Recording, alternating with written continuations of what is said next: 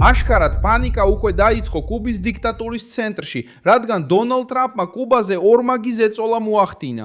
მეორე მხრივ, ავიამზიდი USS ნიმიცი გამოჩნდა კარიბის ზღვის რეგიონში, კუბაზე ზეწოლის მარშრუტთან ახლოს, სწორედ მაშინ, როცა დონალდ ტრამპი მიზანში იღებს დიქტატურის ძველ ბირთვს და კასტროს საქმეს ჰავანასთვის სასტიკ გაფრთხილება აქცევს. 2026 წლის 21 მაისს აშშ-ის სამხრეთის სარდლობამ გამოაცხადა ნიმიცის დარტყმის ჯგუფის რეგიონში ჩასვლა, ხომალდებით, ავიაციითა და ისეთი საზღვაო ძალით, რომ ნებისმიერი რეჟიმი კუთხეში მიიმსხვდიოს. ბრალდება რაულ კასტროს წინააღმდეგ უკვე არსებობს, მაგრამ კუბაში შიშს უფრო იზრდის, რომ ვაშინგტონი რეალურ სამხედრო ძალას გადაადგილებს კუნძულის გარშემო იმავე დროს, როცა ამერიკის მართლმსაჯულება ბოლო კასტროს კომფორტის ზონიდან იღებს.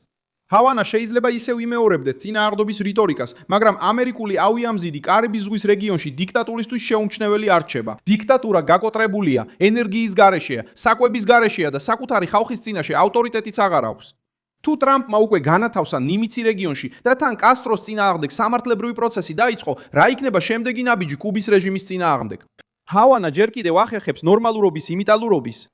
თუ კუბის დიქტატურა უკვე განიცდის ელექტროენერგიის გათიშვებს, შიმშილსა და შიშს განოშიგვეკნის შიგნით, რა ხდება რეჟიმის ამ ბოლო ამოს უთქვაში, სანამ კუბელი ხალხი 67 წელია ელოდება ამ მომენტს.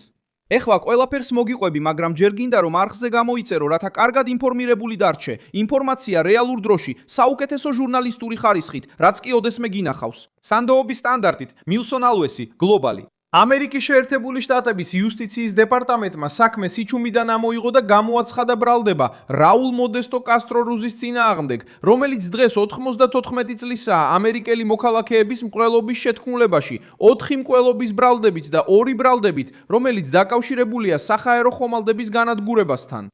2 საჰაერო ხომალდი საერთაშორისო სივრცეში იქნა დაზიანებული გაფრთხილების გარეშე და ყველა ბორძემ ყოფი დაიღუპა. თეთრი სახლისთვის ეს საქმე ამერიკის შეერთებული შტატების მოქალაქეების წინააღმდეგ ჩადენილ დანაშაულად იქცევა და არა მხოლოდ ჰავანასთან პოლიტიკურ დაპირისპირებად. ავიამზიდი კარიბის ზღვის რეგიონში გზავნილს მეტწონას წენს. ოფიციალურად SS ნიმიცი მონაწილეობს მისია სამხრეთის ზღვები 2026-ში, რომელსაც ატარებს ამერიკის შეერთებული შტატების მეოთხე ფლოტი, რათა გააფართოოს საზღვაო ოპერაციული თანამშრომლობა, წვრთნები და რეგიონული უსაფრთხოება. მაგრამ ასეთი მასშტაბის დარტყმითი ჯგუფის ყოფნა რაულ კასტროს წინააღმდეგ ბრალდების ფონზე ცვლის პოლიტიკურ აღქმას ჰავანაში. ნიმიცი ჩვეულებრივი გემი არ არის. ეს არის საჰაერო პროექციის, სარდლობის, მეთვალყურეობისა და სამხედრო ყოფნის პლატფორმა. როდესაც ის კარიბის ზღვის რეგიონში ჩნდება იმავე დღეს, როდესაც ვაშინგტონი უმიზნებს კუბური დიქტატურის ყველაზე სიმბოლურ სახელს, რეჟიმი ხვდება, რომ ზეწოლა მხოლოდ სიტყვებიდან რეალურ ფორმას იღებს ზღვაზე. დონალდ ტრამპმა ეს შემთხვევა კუბისთვის და იმ კუბელებისთვის, ვინც კუნძული დატოვა, დიდ მოვლენად შეაფასა. მან თქვა, რომ კუბის ერი გაკოტრებულია, არ აქვს საკვები, საკმარისი ენერგია და არ აქვს პირობები, რომ საკუთარ რეჟიმში გადარჩეს. ამავე დროს მან უარყო, რომ ამ ეტაპზე სამხედრო ესკალაცია აუცილებელია. ეს პასუხი გათვლილია. ტრამპს არ სჭირდება შეჭრის გამოცხადება, რომ ჰავანა შეაშინოს. ის საშუალებას აძლევს იუსტიციის დეპარტამენტს იმოქმედოს, ინარჩუნებს საზღვაო ძალების კარიბის ზღვის რეგიონში და დიქტატურას უხერხულ მდგომარეობაში აყენებს. ან თითქოს ყველაფერი ნორმალურადაა, სანამ ბოლო კასტრო სასამართლოს სამიზნე გახდება, ან აღიარებს, რომ ამერიკული ზეწოლა რეჟიმის ყველაზე მგრძნობიარე წერტილამდე მივიდა. მიგელ დიას კანელმა რეაგირება მოახდინა ვაშინგტონი პოლიტიკური მანევრისა და კუბაზე აგრესიისთვის საბაბის შექმნის მცდელობაში დაადანაშაულა. პასუხი მოვიდა დიქტატურისთვის დამახასიათებელი ტონით, დაადანაშაულეს შეერთებული შტატები, ისაუბრეს სუვერენიტეტზე და სცადეს კრიმინალური ბრალდება მთელი კუნძულის წინააღმდეგ თავდასხმად გადაექციათ.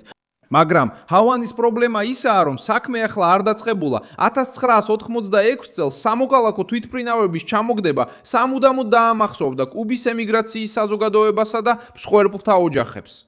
რეჟიმი ცდილობს თვითმფრინავების საფრთხე წარმოაჩინოს, მაგრამ ამერიკული ბრალდება ამტკიცებს, რომ ემიგრანტების სამოქალაქო უიარაღო თვითმფრინავების სამხედრო გამანადგურებლებმა ჩამოაგდეს არ არის რაკეტებით. კუბის რეჟიმი ასევე შიდა კრიზისს ებრძვის, რაც ამ ზეწოლას კიდევ უფრო სახიფათოს ხდის.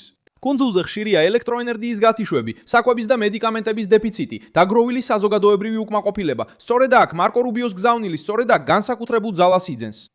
რუბიომ აღნიშნა, რომ ენერგიის, საკვების და საწვავის დეფიციტის მიზეზად მხოლოდ გარე ფაქტორების დადება არ შეიძლება, რადგან რეჟიმის ელიტამ მილიარდები აკონტროლა, მაშინ როცა მოსახლეობა რიგებს, გათიშვებსა და სიღარიბეს ებრძოდა. ეს გზავნილი პირდაპირ კუბის ხელისუფლების ცენტრს ეხება, განსაკუთრებით იმ ეკონომიკურ სტრუქტურას, რომელიც სამხედროებს, სასტუმროებს, სახელმწიფო კომპანიებს და კასტროს ოჯახის გარშემო შექმნილ წრეს უკავშირდება. რაულ კასტრო ფორმალურად აღარ მართავს ქვეყანას როგორც ადრე, მაგრამ ის კვლავ ძველი გვარდიის ცოცხალი სიმბოლოა. ამიტომ ბრალის წაყენებას უფრო დიდი პოლიტიკური ეფექტი აქვს ვიდრე თვითონ პროცესს. კუბის დიქტატურა ყოველთვის ყიდდა იმ აზრს, რომ მისი ლიდერები ხელშეუხებლები იყვნენ. ეხლა რაულის სახელი ამერიკის შეერთებულ შტატებში ფედერალურ ბრალდებაში ფიგურირებს, დანაშაულებით, რომლებიც მსჯავრლის შემთხვევაში შეიძლება უმკაცრეს სასჯელს ითვალისწინებდეს. იუსტიციის დეპარტამენტმა ასევე დაასახელა ლუის რაულ გონსალეს პარდო როდრიგესი, რომელიც უკვე ამერიკის პატიმრობაშია მიგრაციის დოკუმენტში ყალბი განცხადებების გამო, როგორც ერთ-ერთი ბრალდებული ამ საქმეში.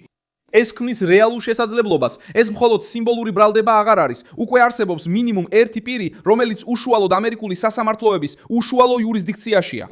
ჰავანასთვის ეს ყველაზე ცუდი სცენარია. ბრალდება არ წამოსულა სადღაც ცივ სასამართლო დარბაზში ფარულად.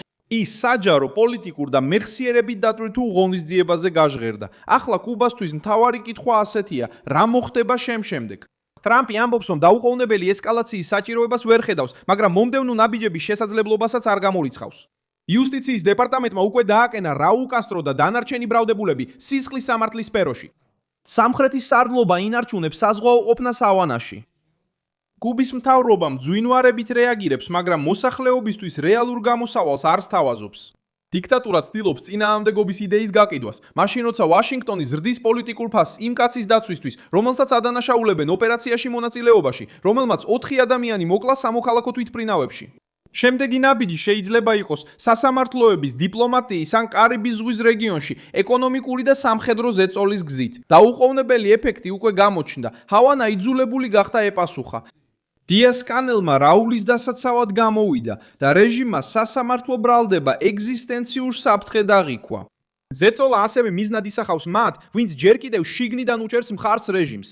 გენერლები, ეკონომიკური ოპერატორები, უსაფრთხოების სფეროს წარმომადგენლები და კასტროს ოჯახის პოლიტიკური მემკვიდრეები ახლა ამ საქმეს სხვა შეშფოთებით უყურებენ.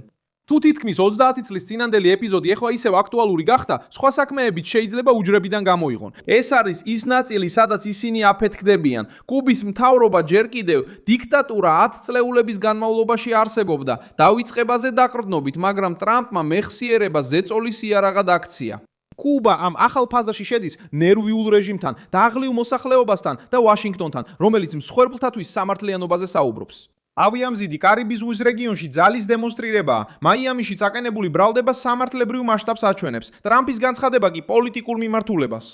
და უხერხული სიჩუმე, რომელიც კუბის პროპაგანდის მიღმაა, აჩვენებს, რომ რაულ კასტრო მიუხედავად ასაკისა და ყოველდღიური კამერებისგან მოშორებისა, იმ კრიზისის ცენტრალურ ფიგურად იქცა, რომელმაც შეიძლება ახალი თავი გახსნას იმ სტრუქტურის წინააღმდეგ, რომელიც კუნძულს მართავს. მე ვარ მილსონ ალვესი, გლობალი ინტერნაციონალისტი და ჩემი მიზანია ყოველდღე მოგაწოდო სანდო ინფორმაცია სიმართლით. სიახლეების ბულები ვიდეოს აღწერაშია. დასვი ლაიქი ამ ვიდეოზე, გამოიწერე არხი და ბოლოს გადახედე კომენტარებს, რომ კიდე უფრო მეტად ჩაერთო. გეხვევით მომავალ შეხვედრამდე.